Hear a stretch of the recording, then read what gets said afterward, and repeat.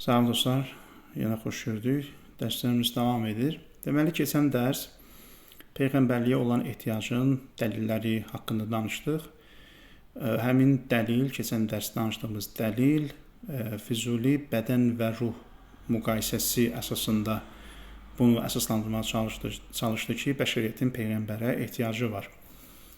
Bədən və ruh arasındakı müqayisə necədir? Keçən dərs bunu qeyd elədim. İnsanın bir maddi tərəfi var, bir mənəvi tərəfi var. Maddi tərəf onun istəkləridir. Mənəvi tərəf, ruh tərəfi onun kamilliyidir, onu kamilliyə aparan yoldur. Əgər insanın məsələn o mənəvi tərəfi olan ağlı olmasa, ağıl hökmranlıq eləməsə, o zaman bədən ki, o ancaq istəklərdən ibarətdir. O bədən gəlib ağlımıza hökm edəcək və insan çökəcək. Mənən çökəcək. Amma əgər ağıl hakim olsa, ağıl öz sözünü desə və bədənin istəklərini öz nəzarəti altına alsa, o zaman insan mənən ucalacaq. Füzuli belə bir müqayisə aparmışdı və həmin bədən-ruh müqayisəsinə dair yenə bir arqument qeyd eləmişdi və biz həmin arqumenti oxuduq, amma yarımçıq qalmışdı. İndi istəyirəm onu davam edim. Buyurur ki, fəcəzbun nəfsi lil-bədən əhvanu min cəzbil bədəni lin-nəfs. Buyurur ki, nəfsin, yəni ruhun bədəni özünə cəzb etməsi, özünə tərəf çəkməsi, bədənin ruhu özünə tərəf çəkməsindən daha rahatdır. Yəni nəfs, ruh, bədəni özünə tərəf daha rahat cəzb edir, çəkir. Nəinki bədən ruhu özünə tərəf daha rahat cəzb edir və çəkir. Bir vücuhin, bunun bir neçə dəlili var. Birinci dəlil, əl-əvvəl, ənnən nəfsə xafifətun vəl-bədənu Ənnən nəfsə xafifətun vəl-bədənə səqilun. Buyurur ki, nəfs, yəni ruh yüngüldür, bədən nədir? Ağırdır. Fəleysə cərrul xafif aləl-səqil kə cərril-səqil aləl-xafif. Buyurur ki, yüngül olanın ağır olanı özünə tərəf çəkməsi ilə ağır olanın yüngül olanı özünə tərəf çəkməsi eyni deyil. Baxın, burada Füzulinin müddəası ilə gətirdiyi arqument sanki uyğun gəlmir. Nəyə görə? Çünki yuxarıda Füzuli demişdi ki, nəfs, yəni ruh, bədəni özünə daha rahat cəzb edir. Nəinki bədən ruhu özünə tərəf cəzb edir. Aydındır? Yəni, ruhun bədəni cəzb etməsi ilə bədənin ruhunu özünə tərəf çəkməsini, cəzb etməsini müqayisə etsək, Füzuli deyir ki, ruh bədəni özünə tərəf daha rahat çəkir. Bu iddiaydı. Və dedi ki, buna aid sübutlar var. Birinci sübut budur ki, ruh yüngüldür, bədən ağırdır. Ona görə yüngülün ağırı özünə çəkməsi ilə ağırın yüngülü özünə tərəf çəkməsi bir deyil. Burada iki məsələ var dostlar. Birinci məsələ budur ki, ruhla bədəni bu cür ağırlıq və yüngüllüklə vəsf etmək ola bilsin tam deyil. Çünki biz əgər buna maddi tərəfdən baxsaq, bəli, bədən kütləsi var, çəkisi var, o ağırdır, yüngüldür və s. İnsan çəkisinə görə dəyişir. Yəni bu ağırlıq vəsfini ona vermək düzdür. Amma nəfs ruh o maddə olmadığı üçün o artıq yüngüllük və ağırlıqdan vəsf oluna bilməz. Yox, əgər burada məqsəd metafizik bir bənzətmə və ya metafizik bir yüngüllük ağırlıqdırsa ki, ruh bəsit varlıqdır, mücərrəd varlıqdır, onun tərkibində mürəkkəblik yoxdur, amma maddədə mürəkkəblik var. Bu baxımdan ruh yüngüldür və bədən ağırdır. Əgər bunu nəzərdə tutubsa, bu da yenə tam dəqiq bənzətmə deyil, çünki iki fərqli həqiqətdir və s. Ona çox ilişmək istəmirəm, amma əsas məsələ burasındadır ki, əgər biz ruhu yüngül, bədəni ağır hesab eləsək, bu təbiətdə belə bir qanundur ki, ağır olan kütləsi çox olduğu üçün yüngül olanı neyinir? Özünə tərəf cəzb edir. Cazibə qanunu bunu deyir. Nəinki yüngül olan ağır olanı özünə tərəf cəzb edir. Ona görə əgər burada maddi bir müqayisə varsa, o zaman gərək bədən ruhu özünə tərəf cəzb eləsin. Niyə? Çünki bədənin kütləsi daha çoxdur, çəkisi daha çoxdur, ruh isə yüngüldür. Və bu da müddəa ilə uyğun gəlmir. Çünki müddəa nədir? Müddəa deyir ki, ruh özünə tərəf daha rahat çəkir. Amma dəlil onu deyir ki, xeyr, bədən ruhu özünə tərəf daha rahat çəkir. Yox, əgər məqsəd ikinci versiyadırsa, bayaq dediyim bu metafizik bir yüngüllük, metafizik bir ağırlıqdırsa, o zaman burada artıq yüngüllük və ağırlığı bu baxımdan müqayisə eləməkdə tam dəqiq deyil. Amma hər bir halda, yəni müəllifin burada nə demək istədiyi aydın olur. Biri yüngüldür, mücərrəddir, biri ağırdır. Yüngül olan ağır olanı cəzb etməsinə, ağır olan yüngül olanı özünə cəzb etməsi eyni deyil. Bu birinci dəlildir. İkinci dəlil, əs-sani ənnən nəfsə mutavəccihətun ilə-s-suud. Aydın məsələdir ki, nəfs, yəni ruh yuxarı doğru, ucalmağa doğru meyllidir. Çünki ruhun təbiəti metafizikdir və o öz təbiətinə uyğun mücərrəd aləmə meyllənir. Vəl-bədənu mailun iləl-hubut bit-tabiə. Amma bədən təbiəti etibarilə enişə doğru meyllidir. Çünki o maddidir. Maddi olanın təbii ki, mücərrəd aləmə ucalması bu mümkün deyil.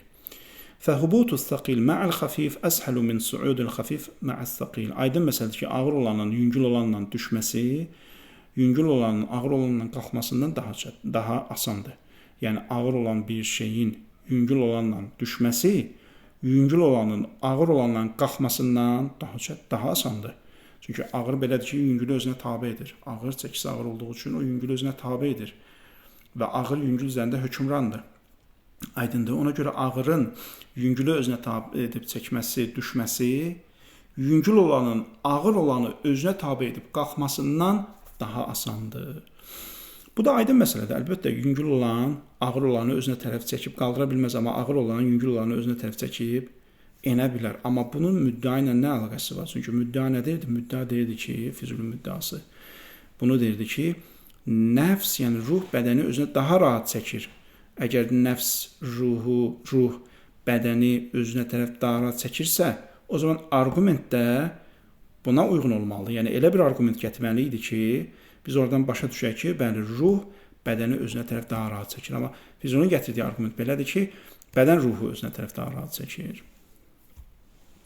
Əs-səlis, üçüncü, ənə kəmaləl bədən tabiiyyun fələ yəhtacu ilə muavanətin xariciyyətin. Buyurur ki, bədənin kamilliyi təbiidir və onun xarici kənar bir köməyə ehtiyacı yoxdur. Niyə? Çünki bədən maddi bir həqiqətdir və o maddi şeylərlə onun ehtiyacı təmin olunur. Onun artıq mücərrəd bir həqiqətə, mücərrəd bir köməyə, metafizik bir aləmin köməyinə ehtiyacı yoxdur.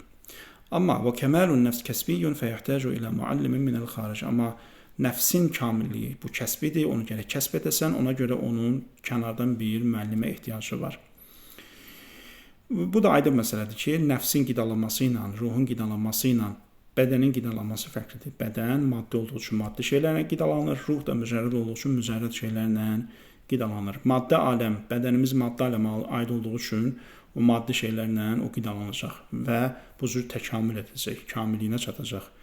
Amma ruhumuz o artıq mücərrəd şeylərə ehtiyac duyur və mücərrəd şeyləri də gərək o mücərrəd aləmlə əlaqəsi olan bir şəxs gətirsin. Gətirsin, o ruhu neynəsin, qidasını versin, ruhun qidasını versin. İzə adəmə əl-muallim baqiyət ən-nəfsu alə nuqsaniha. Əgər müəllim olmasa, o zaman nəfs öz nöqsanın halında, naqisanlıqda qalacaq. Çünki qidası olmayacaq. Onun qidasını gərək kənardan bir müəllim gətirsin. Əgər müəllim olmasa, o zaman nəfs nöqsanlı halda, naqis halda qalacaq. وَالنَّاقِسُ مَغْلُوبٌ لِلْكَامِلِ. Aydın məsələdir ki, naqis, nöqsanlı kamilə məğlubdur, kamil olana məğlubdur. Yəni, Füzuli demək istəyir ki, bədən öz ehtiyaclarını təbii olan təmin edə bilir. Amma ruh təbii olan təmin edə bilmir, ona müəllim lazımdır.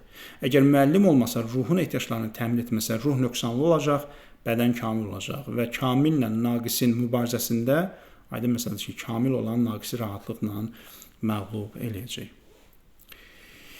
Bəli. Fəqtada təvəccühül insan iləl kəmal. İnsanın kamilliyə olan yönəlişi bunu tələb edir ki, ən yuvaffaqa fardun min əfradihi, yəni min əfradil insan.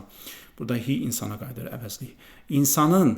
İnsanlardan bir nəfər müvəffəq olsun bi məvhibətin və inayətin min Allah, ona Allah tərəfindən bir inayət olsun, bir nəzər olsun ki, və yaxtassu bil vahyi vəl ilham. Həm Allah tərəfindən ona bir xüsusi inayət olmalıdır, nəzər olmalıdır, həm də və yaxtassu bil vahyi vəl ilham. Ona vəhy gəlməlidir, ona məxsus olan Allah tərəfindən xüsusi mesaj gəlməlidir.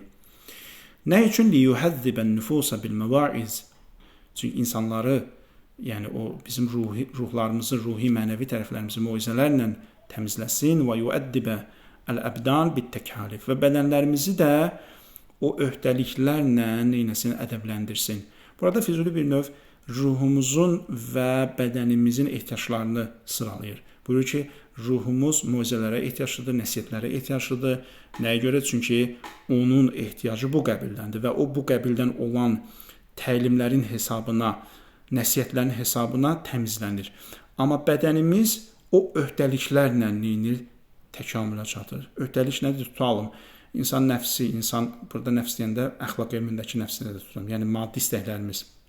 Biz maddi istəklərimizi, bədənimizin maddi istəklərini necə tərbiyələndirə bilərik? Müəyyən öhdəliklərlə, məsələn, oruc onun üçündür, namaz onun üçündür. Xums, zəkat, bunlar ibadət məsələləri, hamısı onun üçündür. Bunlar bizim maddi istəklərimizi tənzimləmək üçündür. Əlbəttə, bu maddi istəklər özü tək bədənimizlə də bitmir, yəni. Çünki biz bu maddi istəklərimizi, o bədənimizi, maddi tərəfimizi ədəbləndirəndə onunla paralel bizim ruhumuz da ədəblənir, ruhumuz da böyüyür. Yəni, belə deyil ki, bir tərəf ədəblənəndə onun təsiri digər tərəfdən müstəqil qalsın. Əslində, hər ikisi qarşılıqlıdır. Yəni, birinci nədir? Dedi, bizim ruhumuz moizələrlə təmizlənsin. Baxın, ruhumuz moizələrlə təmizlənəndə bu bizim maddi istəklərimizə də təsir edir. Və maddi bədənimiz, maddi istəklərimiz, bunlar da, məsələn, ədəblənəndə yuəddibə bu ifadəni işlədir, ədəbləndirmə ifadəsini işlədir. Bunlar da yəni tənzimlənəndə, bu da bizim ruhumuza təsir edir. Yəni ruhumuzun tərbiyəsi ilə bədənimizin tərbiyəsi, bunlar həqiqətdə nədir? Bir-birinə əlaqəlidir. Ruhumuzu tərbiyə edəndə bu bizim maddi istəklərimizə təsir edir. Yəni mümkün deyil ki, insan ruhu təmizlənsin, amma onun maddi istəkləri əvvəlki kimi qalsın. Bu qeyri-mümkündür. Və bədənimizi təmizlədikcə, yəni istəklərimizi tənzimlədikcə, onları təmizlədikcə, onların belə deyim, istəklərin o miqdarına limit qoyduqca bu paralel olaraq nə edir? Ruhumuzu da təmizləyir. Fəzəlikəl fərdul kamil huvən-nəbi. O müəllim kimdir ki, gəlib bizə bunları keçsin, bu qidalarımızı, ruhi, mənəvi və maddi qidalarımızı, ehtiyaclarımızı tənzimləsin. O şəxs kimdir? Həmin kamil şəxs kimdir? O Peyğəmbərdir. وَمَا وَضَعَهُ لِلصَّلَاحِ وَالشَّرْعُ. Və bizi islah etmək üçün qoyduğu qanun da nədir? Şəriətdir. Bəli. Bu üçüncü dəlildir. Ər-Rabi, dördüncü dəlil. Ənəl insan musta'iddun liqabulil feydi fi iktisabil ma'arif. Buyurur ki, insan elmləri qəbul etmək üçün Allahdan gələn feyzi almağa potensialı var. Yəni insanda elə bir potensial var ki, o elmləri kəsb etmək üçün feyz qəbul etsin. Bu feyzi qəbul etmək potensialı insanda var və bu feyzin vasitəsilə qəbul etdiyi bu feyzin vasitəsilə insan elmləri öyrənir, məarifi öyrənir. Qeyru məcbulin aleyhi listikməlihi ba'də cəhlihi. Təbii ki, insan yaradılışı bu cür deyil ki, o əvvəlcədən bu marifə, yəni bu elmlərə sahib olsun. Niyə? Çünki listikməlihi ba'də cəhlihi, insan cahil olandan sonra təkamülə çatır. Yəni, Füzuli nə demək istəyir? Füzuli bunu demək istəyir ki, insan əvvəldən alim doğulmur. Ona görə o nöqsanlı halda doğulur. Aydındır? Nöqsanlı halda doğulduğu üçün o təkamülə çatmalıdır. Təkamülə çatmaq üçün o ehtiyac duyduğu o bilikləri, məlumatları əldə etməlidir və bunun üçün də feyz qəbul etməlidir. İlahi dərgahdan feyz qəbul etməlidir. Buyurur ki, وَلِلْ فَيْدِ مَبْدَعٌ يَفِيدُ مِنْهُ عَلَى الْمُسْتَعِدِّ بِقَدَرِ الْاِسْتِعْدَادِ. Buyurur ki, bu feyzin bir mənbəyi var ki, həmin feyz oradan həmin insana nazil olur. Həmin o potensialı olan, o feyzi qəbul etməyə hazır olan insana nazil olur, enir, amma biqadaril istidad, potensialı qədər. Nə demək istəyir Füzuli? Yəni demək istəyir ki, o feyz insana gəlir, amma hər insana öz tutumu qədər gəlir. Yəni Füzuli demək istəyir ki, insanların tutumu eyni deyil. Hamı feyzdən istədiyi qədər götürə bilməz. Bəli, mənbə limitsizdir. Orada istənilən qədər feyz var. Amma insan limitlidir. O mənbədən istədiyi qədər feyz qəbul edə bilməz. Onun qəbul etdiyi feyz nəyə uyğundur? Öz tutumuna uyğundur. Eynilə stəkan kimi. Yəni, məsələn, tutalım, okeanın içərisində, məsələn deyirəm da, ehtiyacdan artıq nə qədər istəsə su var. Amma əlimizdəki stəkanın ölçüsü, o ölçüyə uyğun məhdud sayda o sudan qəbul edir. Əlimizdə tutalım, yarım litrlik stəkan olsa, o yarım litrlik su qəbul edəcək, 1 litr olsa 1 litr, 1 ton olsa 1 ton və s. Aydındır. فَلَوْ فَاضَتْ تِلْكَ الْإِفَادَ مِنْ غَيْرِ وَاسْطَةٍ لَفَاضَتْ عَلَى الْكُلِّ مُسَاوِيًا. Çox maraqlı bir argumentdir. Füzuli deyir ki, əgər o feyz, mənbədən gələn o feyz, arada vasitə olmadan insana ensə, o zaman hamıya eyni şəkildə enəcək. Yəni nə demək istəyir? Yəni sanki Füzuli demək istəyir ki, burada sanki o feyz insana daxil olanda arada bir tənzimləyici qurğu olmalıdır. Necə ki, tutalım enerji gələndə, enerji mərkəzlərindən enerji evlərə gələndə o arada sayğac olaraq qurğu o enerjinin gəlməsini tənzimləyir.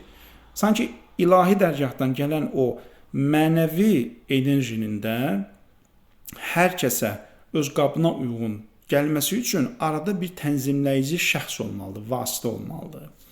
Əgər bu vasitə olmasa, o zaman hər kəsə nə olacaq? O enerji axını olacaq, feyz axını olacaq. Və bu da təbii ki, nə olacaq? Bəzi insanların ona potensialı yoxdur. Burada haqsızlıq yaranacaq. وَلَوْ فَاضَتْ بِوَاسِطَةِ مُجَرَّدِ الْعَقْلِ لَمَا وَقَعَ الْاِخْتِلَافِ فِي الْآرَاءِ Buyurur ki, bu təbii ki, ağlın köməyi ilə ola bilməz. Yəni, bu aradakı vasitə, o feyz vasitəsi ağıl ola bilməz. Çünki ağıl hamıda var, amma buna baxmayaraq insanlar ixtilaf edirlər. لِصَحَّةِ إِطْلَاقِ الْعَقْلِ عَلَى جَمِعِ الْمُكَلَّفِينَ بِالسِّوَى Məlum məsələdir ki, ağıl bütün insanlarda eyni səviyyədə var. Nə mənada? Bu mənada ki, hamı ağıl sahibidir. Əlbəttə, indi hamı ağıl sahibidir, o deməkdir ki, hamı eyni səviyyədə ağıllıdır. Bu da ayrı məsələdir. Yəni Füzulinin bu sözü biraz, yəni necə deyim, biraz müzakirə oluna bilər ki, bu nə deməkdir? Yəni hamıda bu lissəhhəti itlaqil aql, ağıl sahibi olmaq hamıda eyni dərəcədə eynidir. Yəni hamı ağıl sahibidir. Əlbəttə hamı ağıl sahibidir. Bu aydın məsələdir. Amma hamıda ağıl eynidirmi? İbn Sina'nın ağlı ilə, tutalım İbn Rüşdün ağlı ilə, Farabinin ağlı ilə, Muhammed Hüseyn Tabatabayın ağlı ilə, Molla Sadran ağlı ilə hansısa bir sıradan bir şəxsin ağlı eynidirmi? Təbii ki, eyni deyil.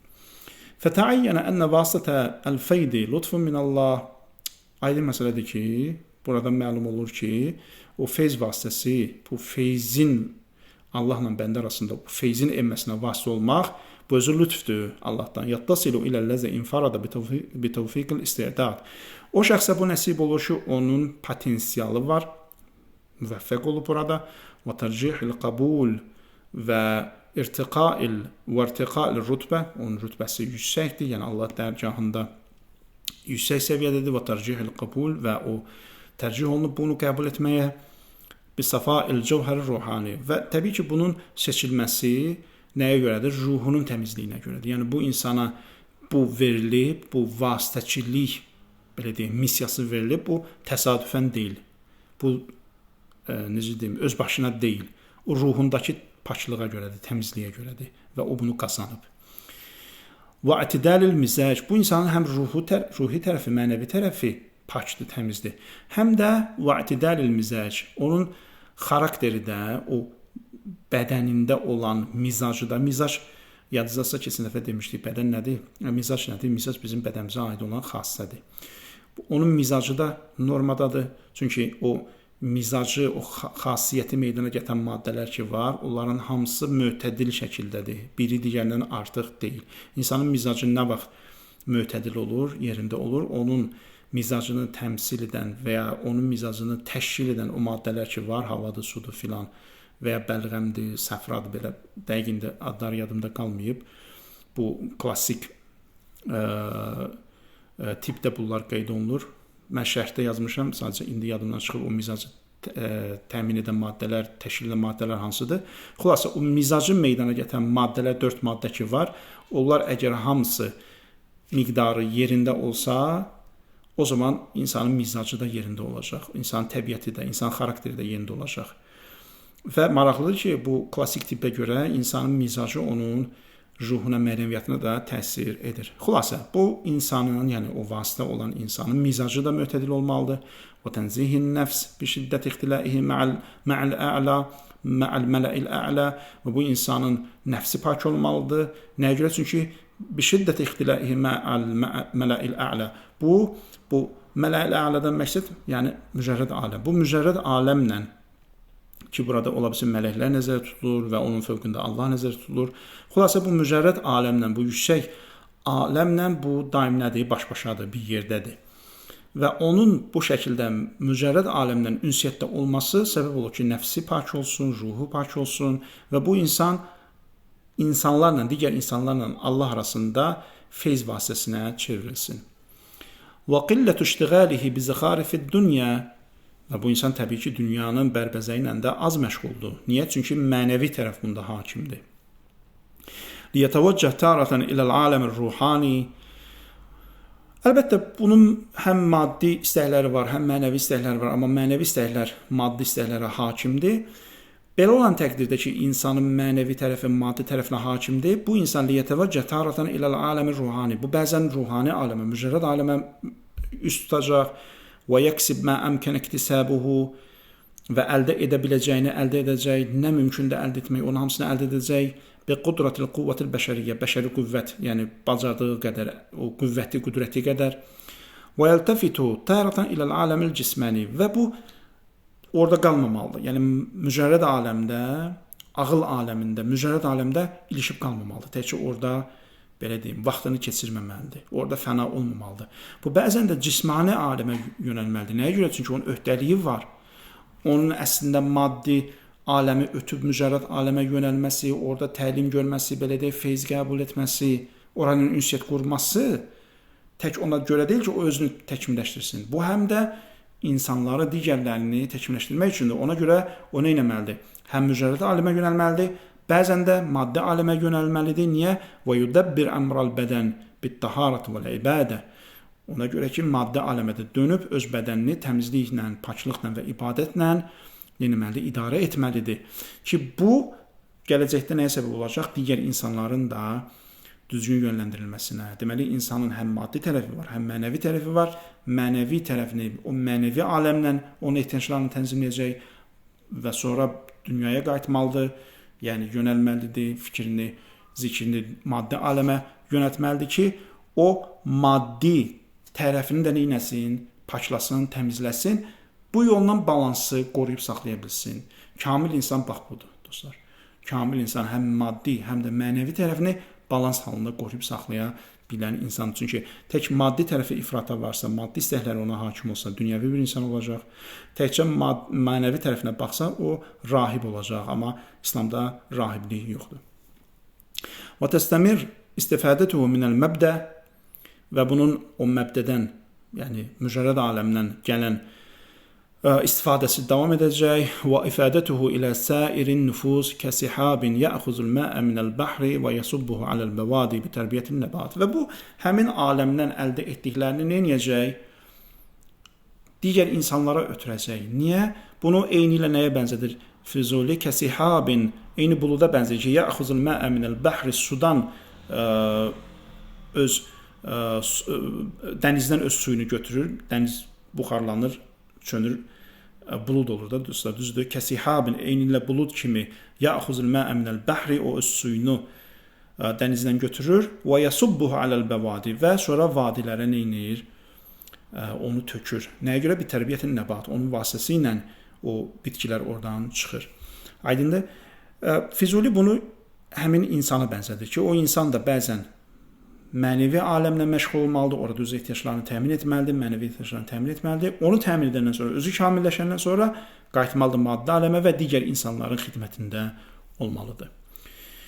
Fəzəlikəl mustafid, əl-mufid huvən nəbi. Baxın, bu feyz verən kimdir? Peyğəmbərdir. Ki, mücərrəd aləmdən əldə etdiyi o feyzi insanlara ötürür. Vəl-feydu huvəş-şər və feyzin özü nədir? Şəriətdir. Deməli, Peyğəmbər feyzi ötürəndir. Feyz şəriətdir. Mənbəyi haradır? Mücərrəd aləmdir. Allahın dərgahıdır. Aydındır? Peyğəmbər neynir? Həmin mücərrəd aləmdən o feyzi alır, gətirir insanlara ötürür. Eyni ilə bulud kimi. Bulud da dənizdən suyu alır və ötürür səhraya, vadilərə, orada lazım olan bitkilər çıxır, cüzərir və s. Füzulinin bənzətməsi bu şəkildədir və Füzuli Peyğəmbərliyə olan ehtiyacı neynir? Bu şəkildə isbatlamağa çalışır. Bu da 4-cü arqument idi. Fikrimizə bu qədər kifayətdir bu günlük. Növbəti dərslərdə görüşənədək hələlik.